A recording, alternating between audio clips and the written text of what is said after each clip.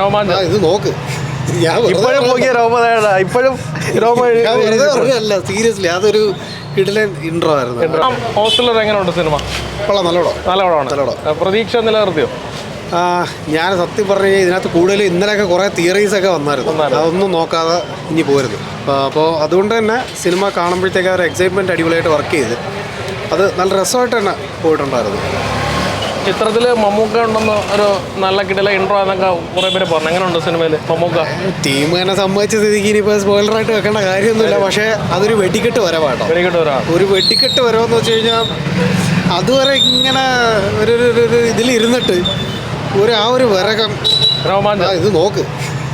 ഇപ്പോഴും നോക്കിയ ഇപ്പോഴും അല്ല, സീരിയസ്ലി അതൊരു കിടിലൻ ഇൻട്രോ ആയിരുന്നു, അടിപൊളി ഇൻട്രോ ആയിരുന്നു.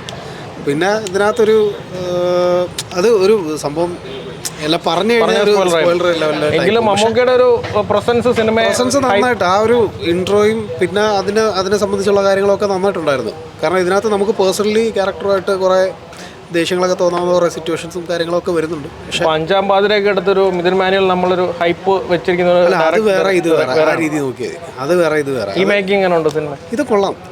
ഒരു എന്താ പറയുന്നത്, ജയറാം എന്ന് പറയുന്നൊരു നടന് ഈ അടുത്ത കാലത്ത് കിട്ടിയതിൽ ഏറ്റവും നല്ലൊരു സിനിമയായിട്ട് പറഞ്ഞാൽ മതി. കാരണം പുള്ളിക്ക് അത്യാവശ്യം നല്ലൊരു ക്യാരക്ടർ കിട്ടി. പുള്ളി ഇത് കണക്കൊക്കെ ഇച്ചിരി ഒന്ന് ശ്രദ്ധിച്ചും കണ്ടുമൊക്കെ എടുത്തിരുന്നെങ്കിൽ ഇനി അടിപൊളി പടം. അന്യഭാഷാ ചിത്രങ്ങളിലൂടെയാണ് ഇപ്പോൾ ജയറാമേട്ടൻ കുറച്ച് നാളായിട്ട് നിന്നിരുന്നത്. പുള്ളി ഇപ്പം തമിഴിലും കന്നഡയിലും തെലുങ്കിലും മാത്രമേ അറിയപ്പെടുന്നുള്ളൂ, മലയാളത്തിൽ ഇല്ല.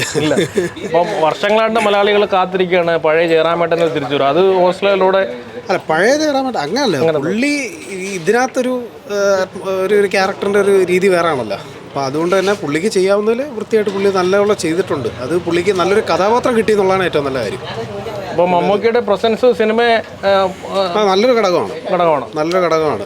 കൂടുതലൊന്നും പറയാൻ പറ്റത്തില്ല, കാര്യം അത് കാണുന്നവരുടെ ഇത് പോകും. പിന്നെ അതിൻ്റെ പോലെ തന്നെ കുറേ പേര് ചുമ്മാ അതിൻ്റെ ഇൻട്രോ ഒക്കെ എടുത്തിട്ട് വാട്സാപ്പ് സ്റ്റാറ്റസ് ആക്കി ഇത്രയും വിവരമില്ലാത്തവന്മാർ ഇനി പറഞ്ഞിട്ട് കാര്യമില്ല. ഈ ക്ലൈമാക്സും BGM ഒക്കെ എങ്ങനെ ഉണ്ടായ സിനിമ? BGM നല്ലൊരു ഭാഗം കേട്ടോ.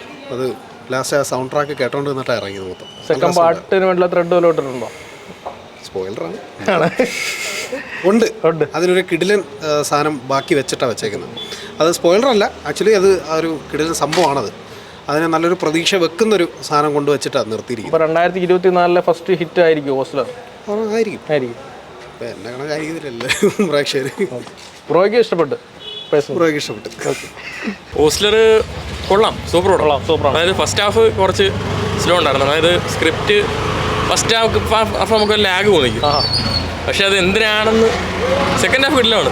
സെക്കൻഡ് ഹാഫ് ആകുമ്പോൾ നമുക്ക് മനസ്സിലാവും എന്താണെന്ന്. അത് ബിൽഡപ്പ് ചെയ്ത് കൊണ്ടുവന്നത് എന്താണ് അവർ കുക്കപ്പ് ചെയ്ത് വെച്ചാൽ നമുക്ക് കാണാൻ പറ്റും. ഈ അഞ്ചാം പാതിരയുടെ ഒരു ഹൈപ്പ് ഉണ്ടായ ചിത്രത്തിന് മിഥുൻ മാനുവലിലെ മറ്റൊരു കിടിലൻ ത്രില്ലർ എന്നുള്ള രീതിയിലാണ് പടം വന്നിരിക്കുന്നത്. അപ്പോൾ ആ ഒരു ഹൈപ്പ് എങ്ങനെ ഉണ്ടായിരുന്നു? സിനിമയെ ബാധിച്ചോ അതോ? ഇല്ല, ഇതിപ്പോൾ പുള്ളി തന്നെ പറഞ്ഞിട്ടില്ല അഞ്ചാം പാതിര ലെവൽ വരത്തില്ലെന്ന് പുള്ളി തന്നെ ഒരു ഇൻ്റർവ്യൂവിൽ പറഞ്ഞിട്ടുണ്ടായിരുന്നല്ലോ. അഞ്ചാം പാതിര ലെവൽ വന്നിട്ടില്ല. സ്റ്റിൽ നല്ല എക്സ്പീരിയൻസ് ചെയ്യാൻ പറ്റിയ മമ്മൂക്കയുടെ പ്രസൻസ് എങ്ങനെ ഉണ്ടായിരുന്നു? സ്ക്രീൻ പ്രസൻസ് എങ്ങനെ ഉണ്ടായിരുന്നു? അതാണ് ഒരു പടത്തിൻ്റെ ഒരു ടേണിംഗ് പോയിന്റ്. ചുമ്മാ സ്ലോ പേസ് ഇപ്പോൾ കൊണ്ടുവരുന്ന ഒരു പടത്തിനെ ഒരു വലിയ ഹൈപ്പിൽ കൊണ്ടുപോയിട്ട് അതേ ലെവലിൽ തന്നെ കൊണ്ടുപോകുന്ന മമ്മൂക്കയുടെ എൻട്രിയാണ്. അപ്പോൾ തിയേറ്ററിൽ എങ്ങനെ ഉണ്ടായിരുന്നു ഓളം മമ്മൂക്കയുടെ എൻട്രോയിൽ? പൊളിയായിരുന്നു. ഏറ്റവും ബെസ്റ്റ് എന്താണ് സിനിമയിൽ തോന്നിയത് കണ്ടതിൽ? സിനിമയിൽ തോന്നിയെന്ന് പറഞ്ഞാൽ സെക്കൻഡ് ഹാഫിൽ മമ്മൂക്കയുടെ എൻട്രോ, അതേപോലെ തന്നെ ഫ്ലാഷ് ബാക്ക് കാണിക്കുന്നുണ്ട്. ഈ പടം ഫുള്ള് ഫസ്റ്റ് ഹാഫിനെക്കാട്ടി ഫ്ലാഷ് ബാക്ക് കാണിക്കുന്നുണ്ട്. കിഡിലായിട്ടാണ് ഫ്ലാഷ് ബാക്ക് എടുത്ത് വെച്ചേക്കുന്നത്. ഒരു മൈന്യൂട്ടായിട്ടുള്ള ഡീറ്റെയിലിംഗ് ഒരു അടിപൊളിയായിട്ടാണ് കാണിച്ചേക്കുന്നത്. ജയറാമേട്ടൻ്റെ ഒരു വൻ തിരിച്ച് കുറേ നാളായിട്ട് മലയാളികൾ കാത്തിരുന്നാണ് ജയറാമേട്ടൻ്റെ തിരിച്ചു വരും. അത് ഈ ഒരു ഹോസ്റ്റലറിലൂടെ സാധ്യമായോ? ജയറാമേട്ടൻ പുള്ളിയുടെ റോള് ഭംഗിയായിട്ട് ചെയ്തു. ആ ഒരു ഇൻവെസ്റ്റിഗേറ്റർ എന്ന രീതിയിൽ നല്ല കണ്ണിങ് ആയിട്ടുള്ള മൂവാണ് ജയറാമിൻ്റെ. അപ്പോൾ ക്ലൈമാക്സിലൊക്കെ വന്നപ്പോൾ ഒരു സെക്കൻഡ് പാർട്ടിലേക്ക് എന്തെങ്കിലും ഇട്ടിട്ടുണ്ടോ? ഇല്ല, സെക്കൻഡ് പാർട്ടിലോട്ടുള്ളതൊന്നുമില്ല. അപ്പം BGM ഒക്കെ എങ്ങനെ ഉണ്ടായിരുന്നു സാർ പടം? BGM അഞ്ചാം പാതിര ലെവൽ വന്നില്ല. സ്റ്റിൽ ഓരോരോ സീനൊക്കെ വരുമ്പോൾ നമുക്ക് BGM നമുക്ക് കിടിലായിട്ട് തോന്നിക്കും. ഓക്കെ. ഹിറ്റ് അടിക്കുമോ സിനിമ?